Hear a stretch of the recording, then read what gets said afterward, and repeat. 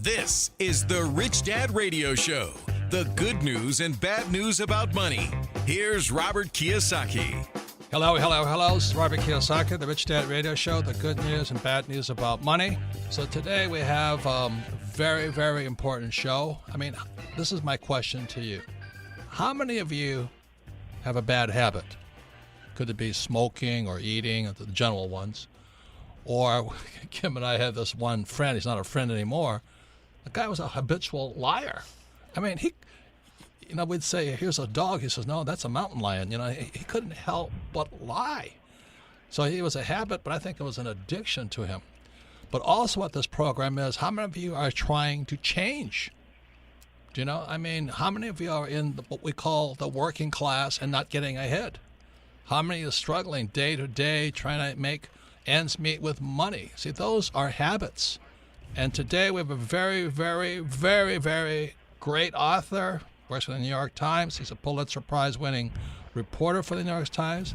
He's Charles Duhigg, and his book is called Habit. The Power of Habit.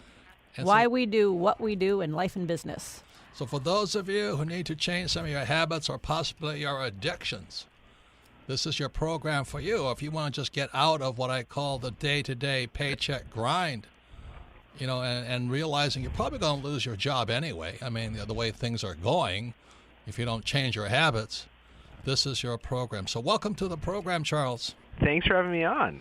Why did you write this book? I mean, what is your interest in habit?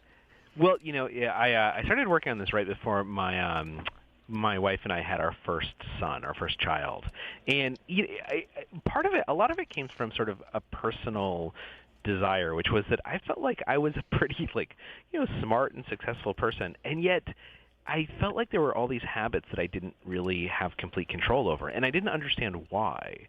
It was hard for me to exercise in the morning, even though I'm someone who should be able to make myself exercise. I can make myself work hard, so why was it so hard to exercise? When our son was born and he got a little bit older, we would start feeding him these chicken nuggets, which people are probably familiar with if you've ever had a 2-year-old in your house. And I would come home from a long day at work and sit down, and I didn't even like these chicken nuggets, but I would just pick one up and pop it into my mouth, even though I knew that they were not healthy for me. I should not be eating them. And so I was just really curious, why do habits emerge in our lives? Why do they feel so powerful, particularly or even for people who have a lot of self-control and are successful? And what I learned is I started talking to researchers was that we're actually living through this golden age of understanding the neurology of habit formation. We know more about how habits work now than we have ever learned before. And once you understand how habits work, you have this power to change them. And so I thought that was worth sharing with other people. So are you not eating kale chip habits? I mean, chicken nuggets? Or what's is it did you change the chicken nugget thing? I did. I changed the chicken nugget habit. And it's interesting you bring up kale chips because kale is actually something that comes up a lot when I'm talking about habits. The core insight about how habits function is that every habit, and about 40 to 45% of what we do every day is actually a habit, according to studies, particularly by a woman named Wendy Wood at USC. And what's important to know about habits is that every habit has 3 parts, right? We think of it as a behavior, but it's not actually just that. A habit is a cue, which is like a trigger for an automatic behavior to start, and then a routine, which is the behavior itself, which is the part that we've come to think of as the habit, and then finally a reward. And that reward is how your brain learns to kind of encode or chunk this cue, routine, reward into one little package that happens automatically in our lives. So one more thing. There's a cue. What's an example of a cue? There's a routine, and then there's a reward. That's right. So there's 3 parts: a cue, a routine, and a reward. And what we've learned is that you really have to be able to diagnose the cue and the reward if you want to change the behavior, if you want to change the habit. So identifying that cue and reward is critical. So let's use the chicken nugget. Yeah. What are some examples of cues? So cues are usually like a time of day or a certain place. Instead of the chicken nugget, let me bring up one of eating a cookie. When I first started writing The Power of Habit, I had this bad habit of eating a cookie every afternoon. And when I was talking to researchers, I asked them the same thing. So what's the cue for this? And they said, well, A cue usually is one of 5 things, either a time of day or a certain place or the presence of certain other people or a certain emotion or a behavior that's become ritualized. So whenever you feel that cookie urge, just write it down. Like write down those 5 things. What time of day is it? Who else is standing by you? How do you feel? And within like 3 days of doing that, it was clear that the cookie urge always hit between 3:15 and 3:45 in the afternoon. So clearly for me, the cue to go eat a cookie up at the cafeteria at the New York Times was a time of day. And that's an example of a cue. For other people, it might be that, for instance, if you want to start an exercise routine, an exercise habit, one of the best things that you can do is you can choose a cue, like putting your running shoes next to your bed so you see them when you wake up in the morning. Or always plan on meeting your friend at the gym at 11 o'clock in the morning on Wednesdays. A time of day, the presence of certain other people, those will become the cue that triggers the habit. So time of day, emotion, other people, and then write it down, and then you notice your pattern you're running? Exactly. Now, but what's important is to keep in mind, so the cue is like the trigger for the habit, right? Okay. But what's really important is the reward. Because the cue starts the habit, the routine is the behavior itself, but the reason why that cue and that routine get easier and easier and easier, the reason why you do it automatically is because your brain begins to anticipate the reward it's going to deliver. Right? And that reward is the key to how we can change habits or how we can build them. So let's take my cookie example for instance. So I was talking to all these researchers, right? And the way that I would always do it is I'd say, like, I have this friend with a cookie habit. Of course, it's always somebody else. Exactly. We figured out what the cue was. The cue was a certain time of day that I would have this urge to go eat a cookie. And then the routine was that I'd get up from my desk, I'd walk to the elevator, I'd take the elevator up to the 14th floor, I'd go get a cookie. And the researchers said, well, you got to figure out what the reward is if you want to change that habit. And I said, well, it's obvious, right? Like the reward's a cookie. It tastes really good. And they said, no. Rewards are much more complicated than that. For instance, a cookie is like a bundle of like 12 or 13 rewards all in one little tasty package. Is it that you're craving, a taste sensation? In which case, if you go up to the cafeteria and you just get something else, like some sweet soda, maybe that'll do the trick. Or is it that you're hungry? In which case, you could go up to the cafeteria, you could just have an apple instead of a cookie. Or is it that you're craving a break from work? In which case, getting up from your desk and just going for a walk around the block instead of going up to the cafeteria, that should deliver the same reward. And they said the only way you can figure out what the reward for that cookie habit is if you kind of experiment with different things over a couple of different days. Try these different things. Have a cookie or have a soda, have an apple, take a walk. And so for the next 2 weeks, that's what I did. Every day I experimented with a different kind of behavior to see if the reward that it provided satisfied me, got rid of the cookie urge. And what I figured out, and it actually only took about 6 days, was that the cue was, a certain time of day between 3:15 and 3:45. I'd go up to the cafeteria. I'd go buy the cookie, and then usually I'd see like 3 or 4 of my friends in the cafeteria. And so I'd sit down with them, and we would like gossip for 20 or 25 minutes while I was eating my cookie. And it turns out that was the reward. It was the socialization was the reward that I was craving. The cookie was just kind of like an excuse to go talk to other people. But I had been doing this for, a year and hadn't realized that until I started experimenting with it, until someone drew my attention to looking for these cues and these rewards. And so now, every afternoon, what I do is I changed the habit. At about 3:15 or 3:20, I stand up and I look for someone to go gossip with, and I walk to their desk, and we gossip for 20 or 25 minutes, and then I walk back to my desk. It's the same cue and the same reward. I just changed the behavior, the routine, and the cookie urge is totally gone. And that's how habits work. Habits are this cue, routine, and reward. And we tend to focus on the behavior, on the routine. But if you can learn to diagnose the cue and the reward, that's how you gain control. That's how you gain power over your habits. Once again, it's Robert Kiyosaki, the Rich Dad Radio Show. Our guest today is Charles Duhigg. He's a Pulitzer Prize-winning reporter. Congratulations on that, the New York Times. Thanks. And he's the author of the book called The Power of Habit, What We Do, Why We Do What We Do in Life and Business. And his latest book is Smarter, Better, Faster, The Transformative Power of Real Productivity. And we're talking today about the habits. How many of you have bad habits? And some of them are addictions, which are a little deeper. But a bad habit? Any comments, Kim? Yeah, well, I would like to ask Charles. What I hear you saying is, because when I have always talked about or heard about changing habits, how to change, it always took willpower. It's like you have to have willpower. Yeah, and so that's a really interesting insight, right? Which is that what is this relationship between willpower and habits? Because we know that some willpower is needed to change a habit. But the interesting thing is that studies have shown us that willpower is kind of like a muscle, right?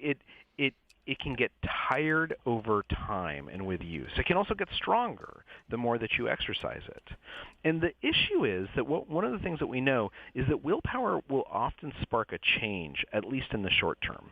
Someone can power through saying, I want to give up cigarettes, or I'm going to stick to this diet. But that over time, our willpower can become tired. Yeah. And what often happens is that people relapse into an old habit. And so the question then becomes, so how do we sidestep that? How do we make our willpower strong enough? And the answer is that if you can change a habit, it actually doesn't use the same neurological system that willpower does.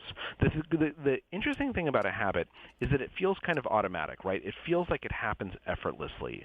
And that's because it doesn't actually draw on our willpower. Changing it can at first, but that once a behavior becomes ingrained as a habit, you don't have to use willpower to exert it.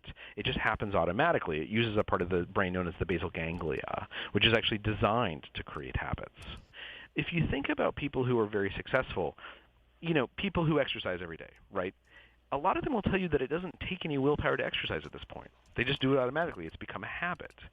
And that's what the key is to find the behaviors that you want to encourage in your life and make them into habits by identifying these cues and these rewards that help make those behaviors more automatic, so that you don't have to rely on the parts of your brain related to willpower. Instead, you can just kind of let this automatic behavior take over. So once again, it's Robert Kiyosaki, the Rich Dad Radio Show. Our guest today is Charles Duhigg. And the question to all of you, start thinking about the habits you may have that are actually getting in the way of your life. So when we come back, we'll be going more into what you can do to change your life by possibly changing your habits. You're listening to the Rich Dad Radio Show with Robert Kiyosaki.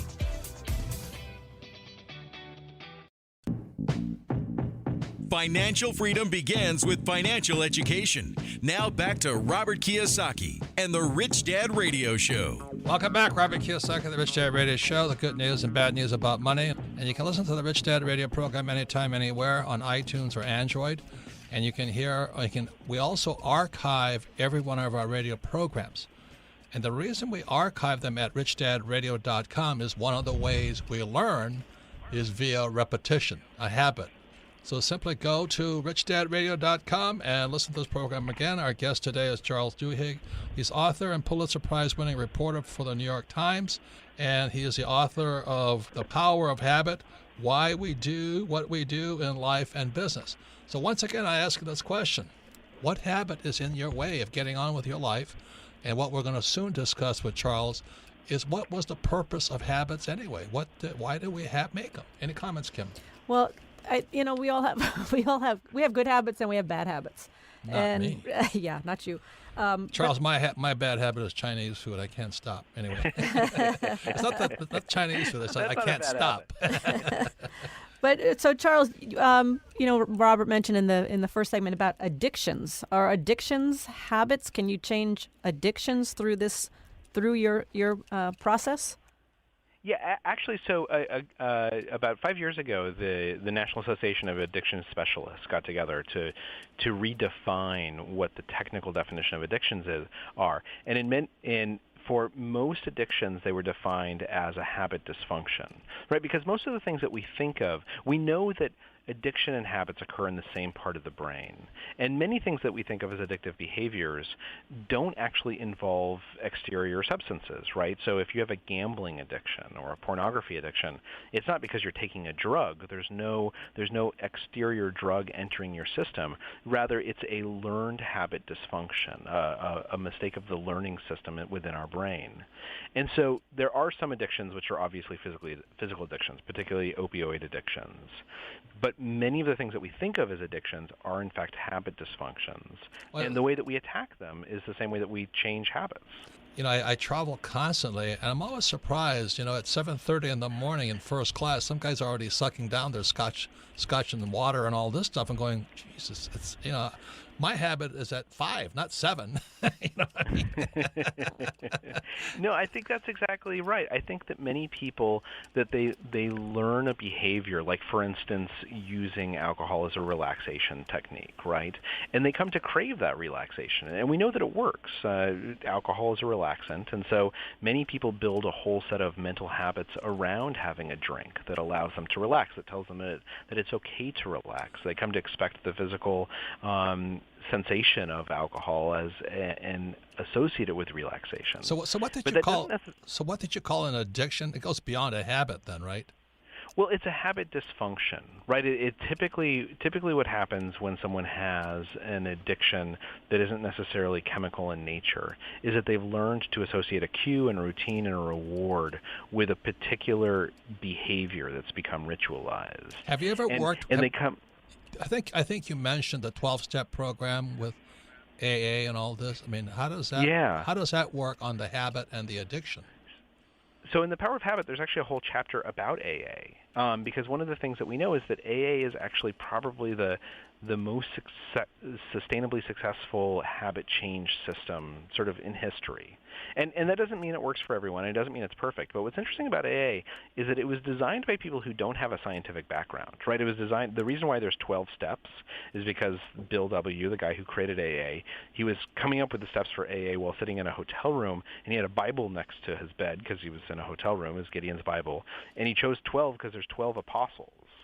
So there's not necessarily a scientific rationale for much of what AA does, but the reason why it's been so successful is because it sort of embraces this idea of cues and rewards, right? What it recognizes... Doesn't it go into what you said in your book about you have to kind of modify the process? Or you have to modify the behavior once you identify the cue and the reward. So going to 12 steps, you've already taken a step. Well, so think about how most people end up getting into a drinking habit, right? They come home from work and they've had a long and hard day, and so that's the cue, right? Is they're coming home and they're tense, and then the routine is that they pour themselves a drink, and the reward is that you feel this sense of relaxation and almost cathartic sort of emotional experience. You get high. And for many years, when people are trying to stop drinking, they would say, look, just quit drinking, right? Just put away the liquor. But the problem is that you still crave that reward. You crave the reward that the drinking would give you, and you still experience the cue every single day. You come home from work and you're tense. And so what AA said is, okay, if you get home from work and you're tense, there's your cue. Instead of pouring a drink, come to a meeting. And at an AA meeting, and if anyone listening has never been to one, you should go to one sometime. You don't have to be an alcoholic to go. They're really interesting. At a meeting, usually what happens is that people share, right? You stand up and you tell your story and you talk about what's bothering you. It's a cathartic experience. It feels somewhat emotional. You get that same reward from a meeting that you got from having a drink. It's just now you're doing it in a church basement as opposed to doing it in a bar. But the reason why this is important is because AA recognizes that you need to keep the old cue and do something that delivers something similar to the old reward. It's changing the behavior once you've diagnosed the cue and the reward. In psychology, this is actually known as the golden rule of habit change, which says instead of trying to extinguish a habit, you should focus on changing it, because that's going to be much, much more successful. So the cue is the same. You keep the same cue. You don't try and change that, where a lot of people using willpower or using force are like, I'm going to just change everything. So you keep the same cue, then the behavior and the reward are different. So you go to an AA meeting and you talk to your friends. That's exactly right. And what's important is that it's not even like you're changing the reward that much as you're looking for a new behavior that delivers something similar to the old reward, because you're still going to have a craving for that reward. Yeah, see, that's what I picked up on reading your book, is it was the change of the routine, not necessarily the reward. Got it.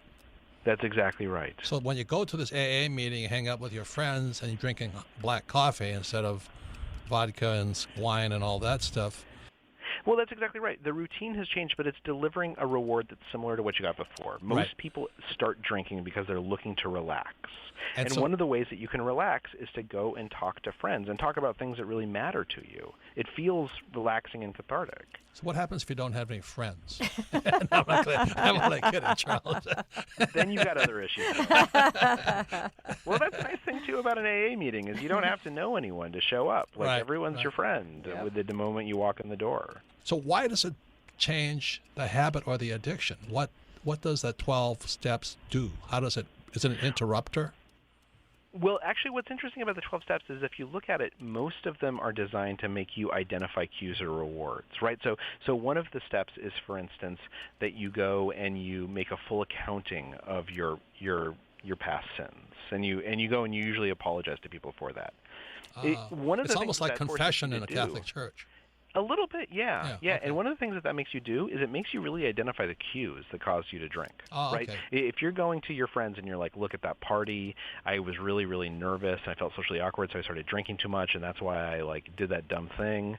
It's really forcing you to identify the cues and, in part, the rewards. That's fantastic. But the other thing that AA does, that 12 steps do, is, there's this, and AA has been criticized for this, there's this emphasis on a higher power in AA, that you're supposed to sort of submit to a higher power. And that could be God, or it could be nature, or whatever you want it to be.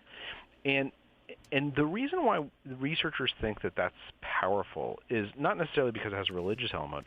It's because AA is a setting where people can practice believing in something. Right. And one of the things that we know is that change is easier when people believe that they can change. Correct. And AA is kind of a way to practice believing in your capacity for change.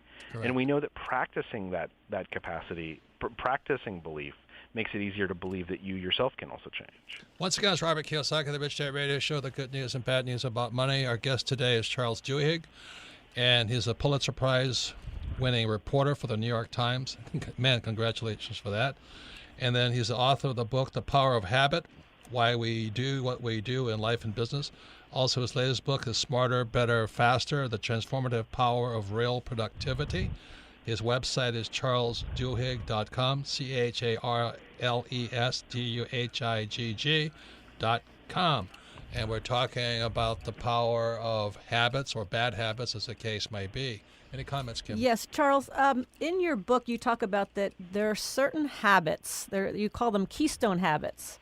That once they're broken or adopted, they tend to produce a landslide of other positive changes. Like, this is one thing you can do, and it can affect a lot of different things. What's a keystone habit?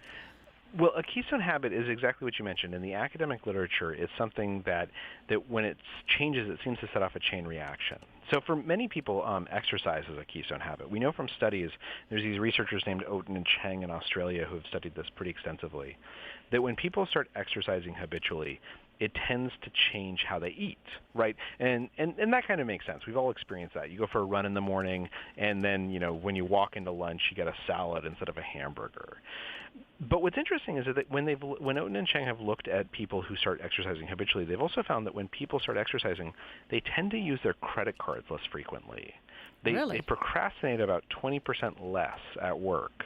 They tend to wash their dishes earlier in the day. And most people aren't even aware that this change is happening. But for many people, exercise is a keystone habit, that it sets off a chain reaction that changes other behaviors, other patterns in their life. And sometimes even without them realizing it. And so one of the things that researchers have said is that it's very important to try and identify what the keystone habits are in your life, because if you focus on those, you'll have a disproportionate success. If you can change them, it'll change other things. What would be some other examples? Well, it's different for person to person and place to place. What's interesting is that for some people, for instance, the exercise is a keystone habit, particularly for people who haven't exercised in the past. But for people who, were high school athletes, exercise tends not to be a keystone habit. And what we know is that keystone habits tend to be those things that somehow influence, almost on a subconscious level, our self-image. So, for instance, if you're someone like me who, before I started writing this book, never exercised regularly, the thing about exercise is that it seems kind of irrationally scary, right? You put off starting that running routine because you don't know what to wear, and you don't know what path to take, and you think you're going to look really like an idiot jogging down the street. And so when you finally do start running, when you start that exercise habit, it actually changes how you see yourself. It changes your self-image. That's fantastic. And that tends to reverberate through your life. So the way that people can figure out what their own keystone habits are is to ask themselves, what kind of change seems kind of irrationally scary? Because if it seems irrationally scary, it probably will influence your self-image if you start to change it. Charles, that is fantastic. So it's self-image. What keystone habit can change your self-image, but also habits include cues, the routine, and the reward. And for many people, like you say, the cookie or going to AA was that you actually get to talk to other people and things like this. So when we come back, we're going to go into why, what I've noticed with people when it comes to money, many of them are stuck in a habit, but also a class habit when it comes to money. So when we come back, we'll be going more into habits and how you can possibly change your financial habits. You're listening to the Rich Dad Radio Show with Robert Kiyosaki. Rich Dad Coaching offers a phenomenal variety of services and custom strategies, all aimed at ensuring a secure, comfortable, and rich future for you and your family. Now you can get weekly access to exclusive Rich Dad coaching services through our live stream events. Go to richdad.com and click on the on-demand banner at the top of the homepage. Great new videos are updated regularly. Get inside knowledge and insights from Robert Kiyosaki himself, Rich Dad coaching professionals, and more. Go to richdad.com and click on the on-demand banner at the top of the homepage. This is the Rich Dad Radio Show, the good news and bad news about money. Here's Robert Kiyosaki. Welcome back, Robert Kiyosaki, the Rich Dad Radio Show, the good news and bad news about your habits. And you can listen to the Rich Dad Radio program on your time and your schedule, anytime, anywhere, on iTunes or Android. And all of our programs are archived at richdadradio.com. Our guest today is Charles Duhigg. He's the author and Pulitzer Prize-winning reporter for the New York Times. And his book we're discussing today is The Power of Habit, Why We Do What We Do in Life and Business. His website is charlesduhigg.com. Any comments, Kim? Well, I think this is all fascinating, and I want to get right into the financial habits. I mean, this is why we as we travel all over the world, Charles, we're seeing people and they so want to change their financial habits, and they so want to go from where they are to someplace better. So Charles, this I thought was fascinating. I was talking to you prior to going on the air, and you're shifting from the New York Times paper to New York Times magazine. And you said you're going to be writing kind of on the economy or business and what's happening with people? That's right, yeah. So that's one of I'll be writing more for the magazine now and for other magazines. And yeah, in large part focusing on that question of trying to explain sort of what's going on in the economy. So, that's why the Rich Dad Radio program is here, and what we do. The Rich Dad Company was formed 20-something years ago. Is that this is my personal concern, Charles, is that we have no financial education in our schools. And what most people don't realize, that money changed in 1971 when Nixon took us off the gold standard. And the most silly thing I hear today, all these financial planners say, save money. That, as a person who has studied money for most of my life, why would you save money? It's not a good habit, because they can print money faster than you could ever save it. And then they invest for the long term in the stock market when they have HFT, high frequency trading. And you and I know this thing is topping. The markets crash every 10 years. And these guys are saving money in the stock market. I sit there going, oh my God, we're in for a disaster. But every time I say something about this word save, because it's not money anymore, that's when I get into my heated discussions, oftentimes with reporters. I'm persona non grata sometimes at the Times, but they're kind of open-minded. I'm sending them more stuff. Well, I think certainly, and I think you've written a lot about this very eloquently. Oh. That the more financial literacy we have, the more we learn about how money functions, the more that we empower ourselves, right? Certainly we know that for some people, investing, for instance, in 401ks, which is a method of saving, forcing ourselves to save, has yielded huge dividends, right? That particularly if you can do so in a tax-advantaged way. And I think the more that people learn about how to influence themselves and how to protect against their own worst instincts and encourage their best instincts, the more they're empowered to make wise financial decisions. But my question to you is, like, I personally, the 401k came out around 74, the same time Nixon was taking the dollar off the gold standard. And in my opinion, the 401k only made Wall Street richer. And in my opinion, Wall Street's fairly corrupt right now. So anyway, when I go on the air and I say, well, how can you tell people to save money in the Fed and all this stuff? The problem is people don't understand, or I have a hard time explaining the whole system of money. Money is no longer money. It's a currency. It's fiat. And every government can print as much as they like. When I graduated from college in the 70s, I could get 15% interest on my savings. Then after Nixon took us off the gold standard, interest rates, I might get 2% on my money, and they're printing it faster than I can save it. And so when I talk to people about saving money, I just get this huge visceral reaction because I'm like stepping on the holy grail with this word save, S-A-V-E. What am I think for many people, though, that they, let's take the 401k as an example.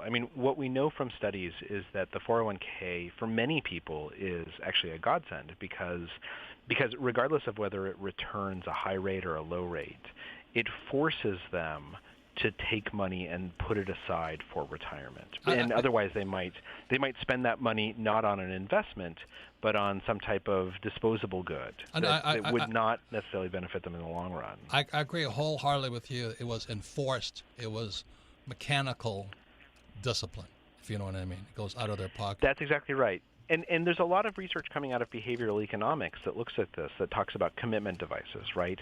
Things that make us do what's in our own best interest in the long term, even if in the short term we kind of resent it. And that's a perfect explanation of what saving is for most people, right? They would love to use that money for something like a trip right now, but instead there's something that enforces discipline.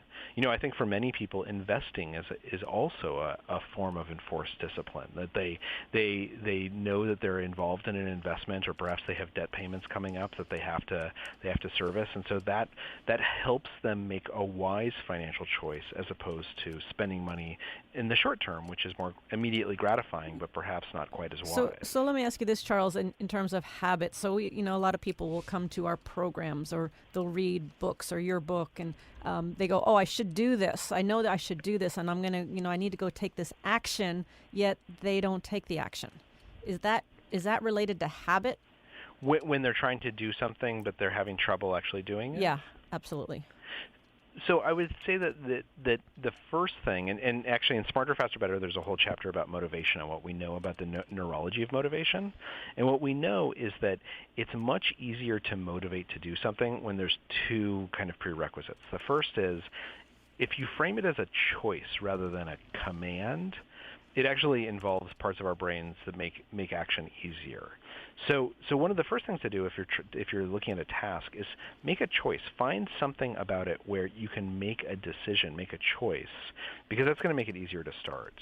But the second thing is that oftentimes we're much more likely to access our motivation if we can tie a short-term small activity to a larger goal or ambition.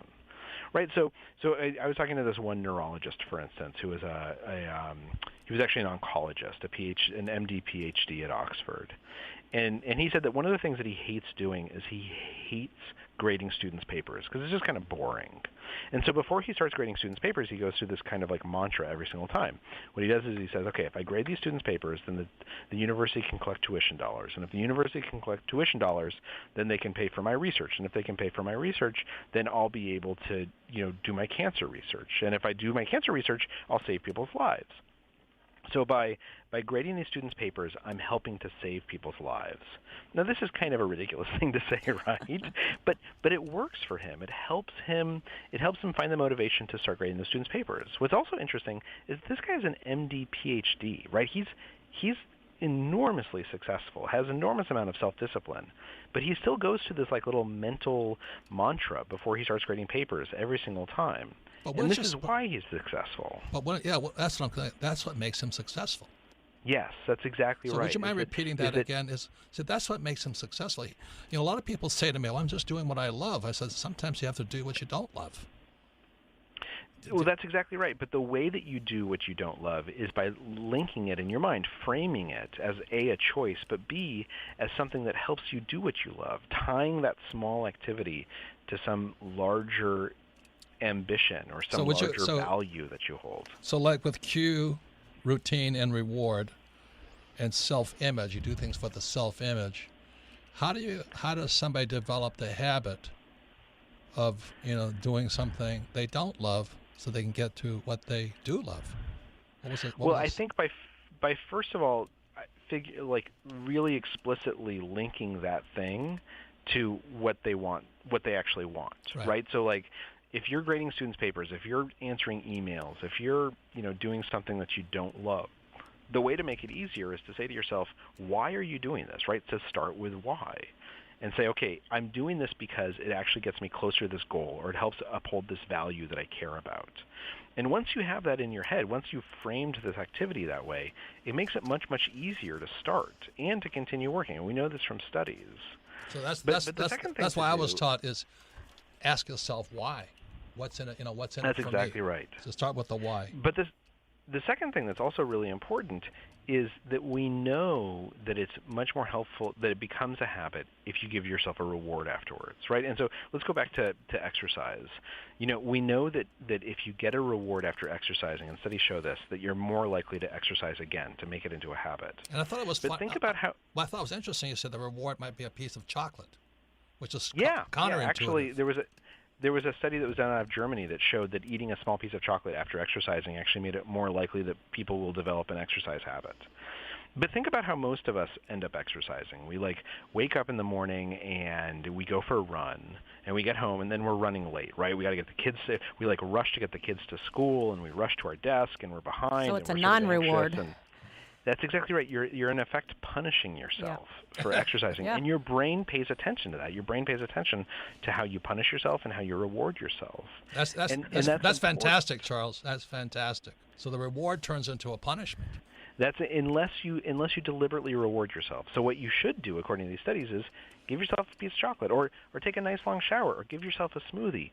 When you've done something that's hard, if you reward yourself and explicitly reward yourself and allow yourself to enjoy that reward, your brain notices that, and it makes it easier to do that the next time. So the medical doctor, PhD guy, he was grading papers, and he gave himself a reward. Yeah, he would go through this mantra, and then after he was done grading, he always had this routine that he would give himself either something to eat, or a milkshake, or a glass of scotch if it was in the evening. He very deliberately would reward himself after he was done with that task. But here's what I like. Because he knew Go ahead. He knew that there was an influence to it. Yeah, and here's what I like when you're saying you're tying something you don't want to do, but then you tie it to the thing that you love to do or that you want to accomplish. That's the formula for getting rid of procrastination. That's exactly right. That's exactly right. It makes a huge difference. So do you have any examples of the big picture, the big reward, the whatever it is? Well, I think it depends from person to person, and it doesn't have to be a big reward, right? Most habits actually are built on small rewards. In fact, there's a whole branch of research that's known as the science of small wins that looks at what types of rewards are most influential. And what they found is that the most influential rewards, frankly, are small rewards because they tend to give us sort of compounding motivation. Nobody ever says I'm going to do this thing every single day because 30 years from now it's going to pay off. No, they say I'm going to do this thing every single day because after I do it, I give myself a small piece of chocolate, right? Small rewards tend to be the most powerful because we can deliver them quickly, and because our brain essentially in what's known as hyperbolic discounting, it tends to prioritize an immediate reward as being much more rewarding, particularly when it's unexpected, than a long-term reward that takes a long time to achieve. That's fantastic, sense. because that's like somebody saying, well, I'm going to run the marathon, and they haven't exercised in 20 years. And then That's exactly right. And it's great to set big goals like that, right? Because it helps us figure out what to do every single day. But running a marathon is not enough of a reward in and of itself. Oh, it's punishment. Sure, depending on how you feel about it. If I got up every morning and thought about running a marathon, I'd go back to bed. You know what I mean? So once again, Charles, we're out of time. We could go on forever like this. Fantastic book, The Power of Habit. And again, his latest book is Smarter, Faster, Better, The Transformative Power of Real Productivity. Please go to his website, charlesduhigg.com.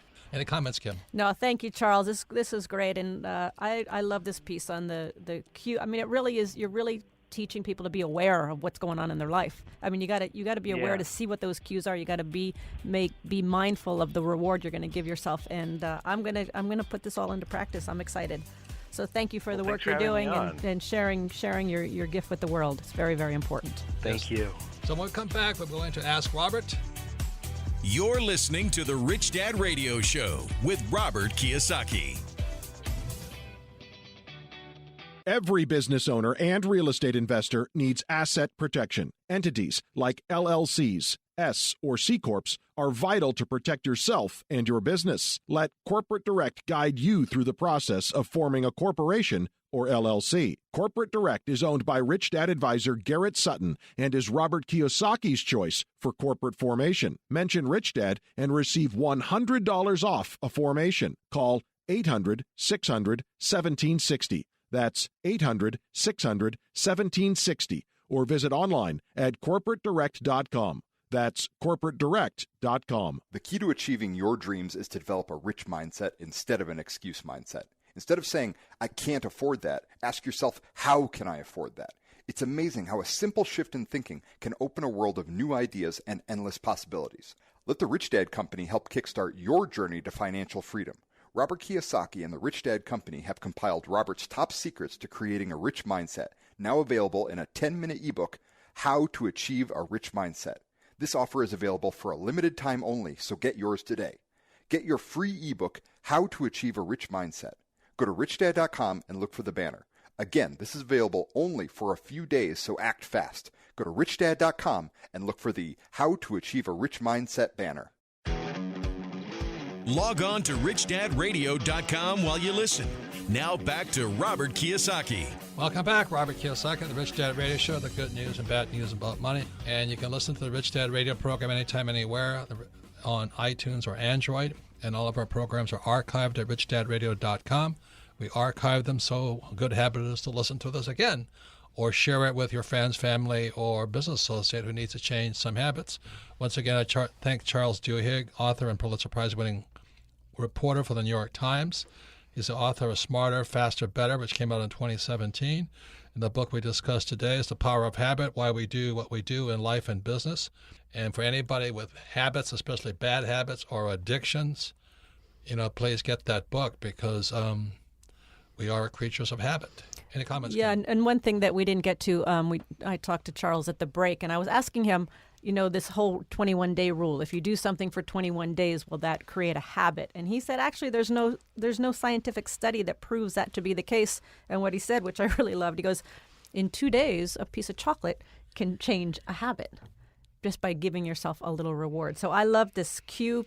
Be aware of what those cues and those triggers are that kick off the habit, and then give yourself a little reward. I love that. I mean, we can do that. So. And as I suggested to Charles, there's 2 books. One is called White Working Class because it's really, we're in a class war right now, big time, between people like Trump and Hillary and Obama. And in the white working class is about people who are academic elites like Obama and Hillary versus the white working class, who most of them don't go to college. And they think, well, the solution is go to college.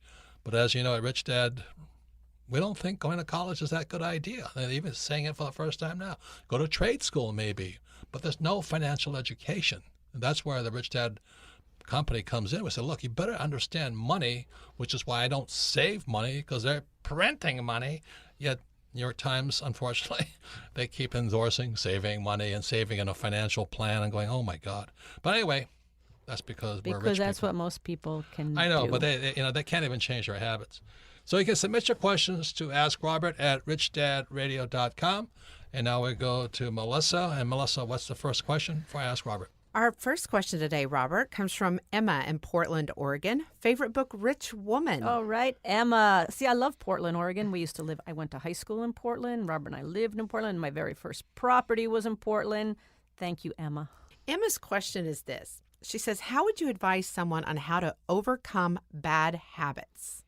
So let me just say what Charles said in his book. He says, there's good habits and bad habits, but you got to understand what habits are, why we have habits. And what he says in his book, The Power of Habit, is habits are a shortcut to learn. So like we don't have to relearn to brush our teeth every morning. So once we make it a habit, most of us can brush our teeth and think about something else. So a habit was really a learning pattern that becomes part of our daily routine. And so that what Charles was saying is that in the cue, the routine, and the reward is first got to be aware of the habit and then go through the cue, routine, reward, and get his book. Any comments, Kim? Be aware. Pay attention to what's triggering it, right? You have this bad habit. What's triggering it? Then you've got the behavior, and then you give yourself a reward. So, I mean, it's pretty straightforward. What else I loved also that he said, because a lot of times I procrastinate on things I don't want to do.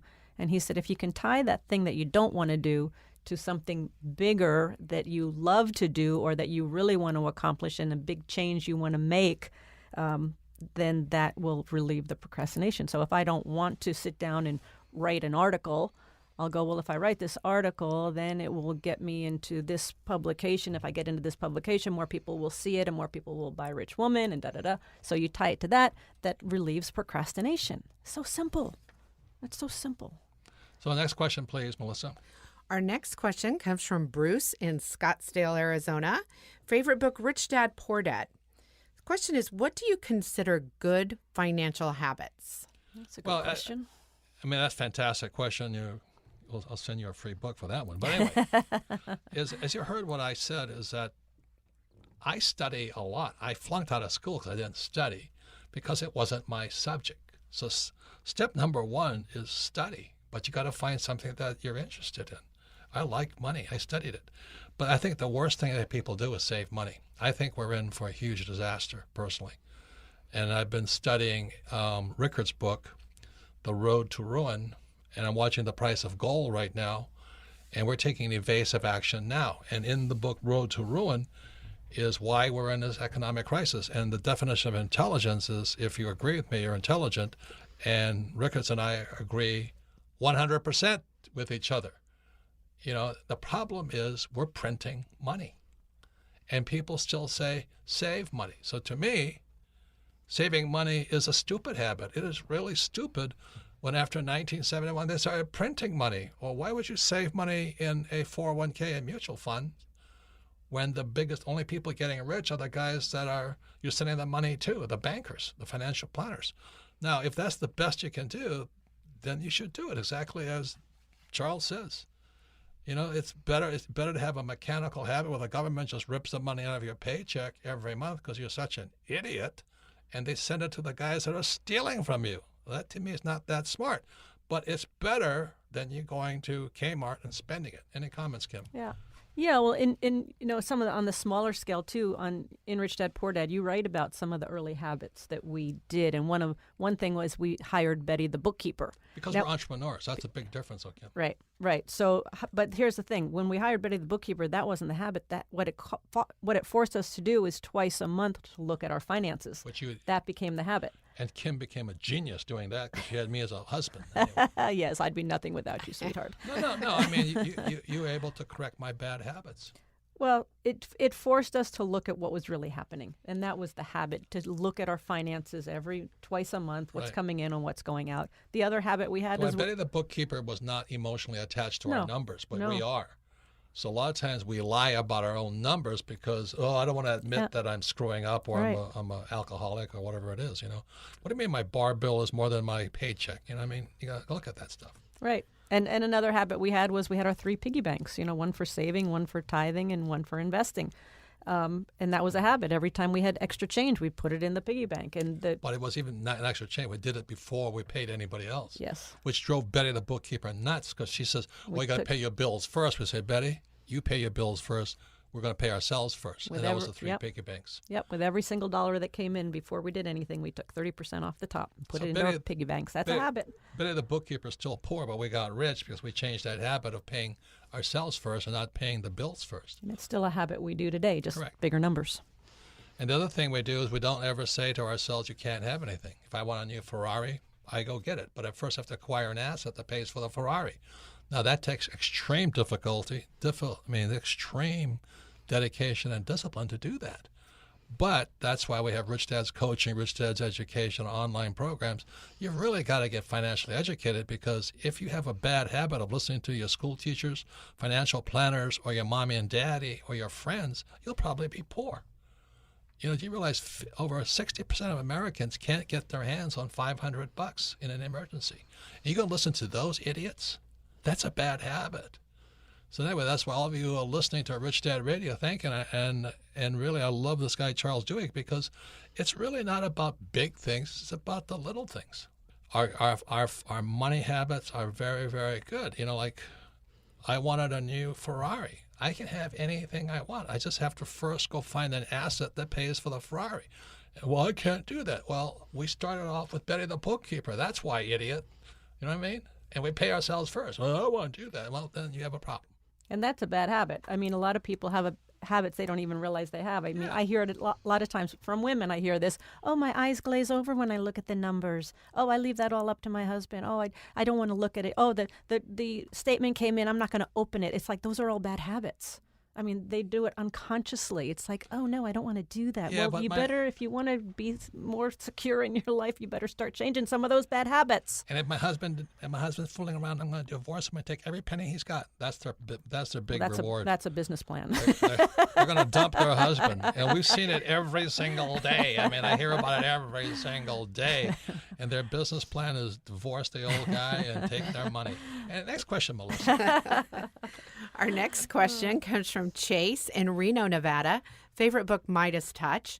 His question is this: are we born with our bad habits, or do we acquire them from the environment surrounding us?